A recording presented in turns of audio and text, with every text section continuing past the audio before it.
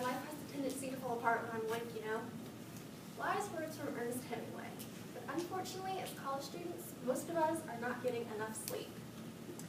This lack of sleep can be detrimental by impairing in our daily lives by impairing our functioning more than we actually consciously realize. I myself have struggled to maintain a regular sleeping pattern, and several members of my family also have sleep-related illnesses, one of them which is a rather severe case of insomnia. Today, I'm going to talk to you guys about 4 things. First, our need to maintain a proper sleeping pattern, the solution in order to do so, the future with and without the solution, and implementing the solution into our daily life.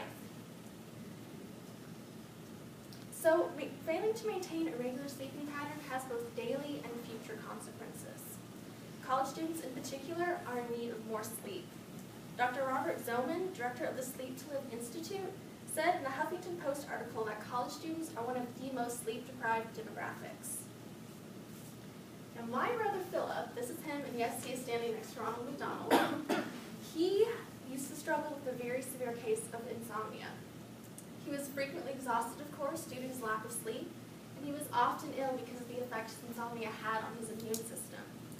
And during college, he had some difficulty combined with his insomnia as well as normal college stress, so it made life very hard for him for a long time.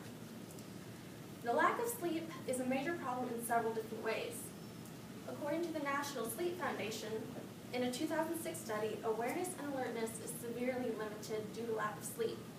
They actually reported that people who are awake for up to 19 hours score substantially worse on performance and alertness than those who are legally intoxicated.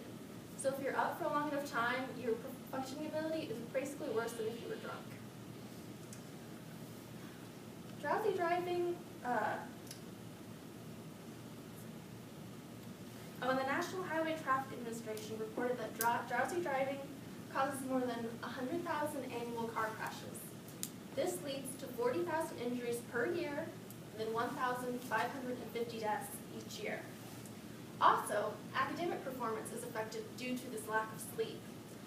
Students have reported that students with more regular wake as well as sleep patterns report a higher GPA than students without. In a recent study conducted at the University of St. Thomas in Minnesota that was released by the Journal of Adolescent Health, 70% of college students get less than the recommended amount of sleep. Now, solution to this problem. We need to be getting about 7 to 9 hours of sleep as recommended by the National Sleep Foundation. In order to accomplish this, there are actually several different things that we can do. You can set a regular time to go to sleep each night, as well as a regular time to wake up. Also, for all you daytime nappers, try to avoid that. If you do need to nap due to exhaustion, try to keep them short, around 30 minutes or so, and try not to take a very late afternoon nap. Also, try to avoid television and caffeine and eating late at night. These things stimulate your body and they wake you back up. Also, when you go to sleep, try to minimize the light and the noise in your room, especially if you're a really light-sensitive person. Some people I'm sure you've seen, they use the blindfolds when they're going to sleep. And also, if you live in a really noisy environment, maybe you live in a dorm, or maybe you just have crazy roommates, some earplugs can be really helpful.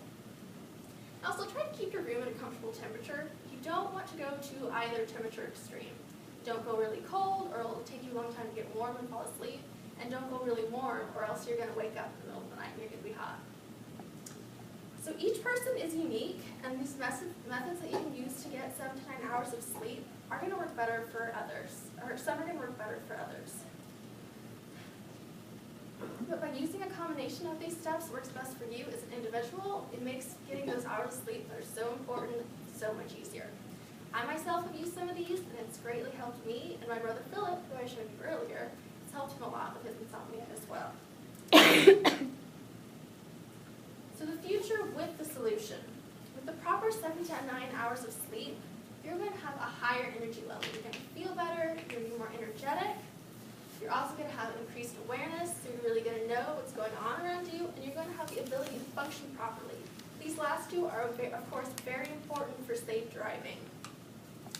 And also, you can have increased cognitive ability, which is your mental processing, which really helps when you're studying for those tests to retain that information, as well as when you're taking those tests in order to remember and recall the information. Now, without implementation of the solution, there will be consequences.